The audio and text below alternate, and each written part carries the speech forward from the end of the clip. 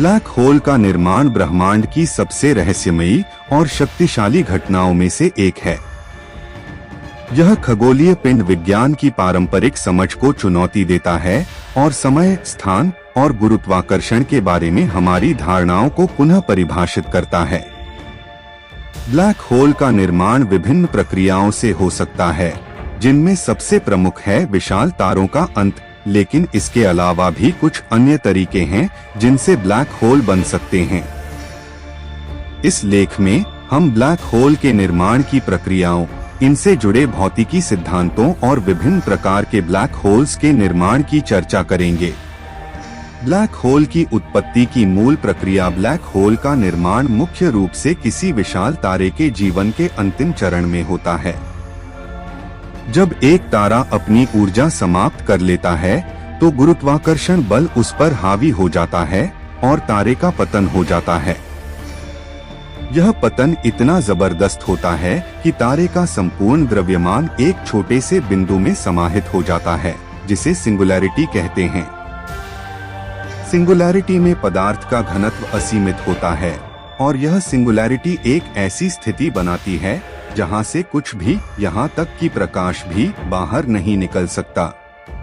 इस स्थिति को ब्लैक होल कहा जाता है।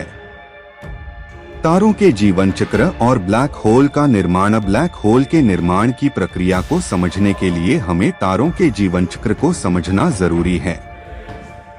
तारे मुख्य रूप से हाइड्रोजन और हीलियम गैस के गोले होते हैं, जिनके केंद्र में परमाणु संलयन की प्रक्रिया चलती रहती है। परमाणु संलयन की इस प्रक्रिया से ऊर्जा उत्पन्न होती है जो तारे को अंदर की ओर ढहने से रोकती है। यह ऊर्जा तारे के गुरुत्वाकर्षण के खिलाफ एक संतुलन बनाए रखती है। हालांकि जब एक तारा अपने जीवन के अंतिम चरण में प्रवेश करता है और उसका ईंधन समाप्त हो जाता है, तब वह इस संतुलन को बनाए नहीं रख पाता। यह प्रक्रिया निम्नलिखित चरणों में होती है। हाइड्रोजन संलयन और तारे का विकास। तारों का जीवन मुख्य रूप से हाइड्रोजन के संलयन पर निर्भर करता है। तारे के केंद्र में हाइड्रोजन परमाणु एकजुट होकर हीलियम परमाणु में बदलते हैं, जिससे बड़ी मात्रा में ऊर्जा उत्पन्न होती है। यह ऊर्जा तारे को गर्म रखती है और उसे गुरुत्वाकर्षण से ढहने से रोकती है। तारे का जीवन इस चरण में हाइड्रोजन का उपभोग करते हुए संतुलित रहता है। हीलियम संलयन और तारे का पतन। जब तारे के अंदर मौजूद हाइड्रोजन समाप्त हो जाता है, तब हीलियम परमाणुओं का संलयन शुरू हो जाता है। इस दौरान तारा अपने आंतरिक भाग में गर्मी और ऊर्जा उत्पन्न करता है, लेकिन धीरे धीरे वह अधिक भारी तत्वों जैसे कार्बन और ऑक्सीजन का भी संलयन करने लगता है। सुपरनोवा विस्फोट। एक विशाल तारे के लिए जब उसके कोर में संलयन की सभी प्रक्रियाएं समाप्त हो जाती हैं, तब उसके केंद्र में अत्यधिक घनत्व और गुरुत्वाकर्षण पैदा हो जाता है। तारा अब और अधिक संलयन नहीं कर सकता और उसका केंद्रिक भाग ढहने लगता है। यह ढहना इतना तीव्र होता है कि तारे की बाहरी परतें एक विशाल विस्फोट के रूप में बाहर की ओर फेंक दी जाती हैं। इस विस्फोट को सुपरनोवा कहा जाता है। यह एक बेहद चमकीला और शक्तिशाली विस्फोट होता है जो कुछ दिनों से लेकर हफ्तों तक ब्रह्मांड में दिखाई देता है। ब्लैक होल का निर्माण। सुपरनोवा विस्फोट के बाद तारे के कोर का शेष भाग ढह जाता है। यह ढहना एक ऐसी स्थिति तक पहुंचता है जहां तारे का सारा द्रव्यमान एक छोटे बिंदु में सिमट जाता है।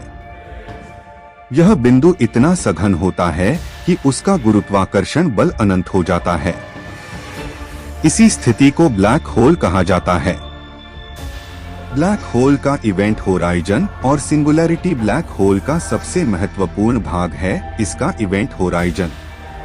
यह वह सीमा है जिसके पार कुछ भी वापस नहीं आ सकता।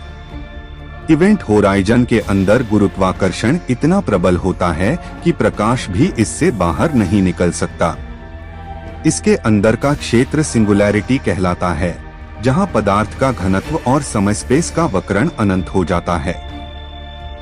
सिंगुलैरिटी वह बिंदु है जहां भौतिकी के सामान्य नियम असफल हो जाते हैं।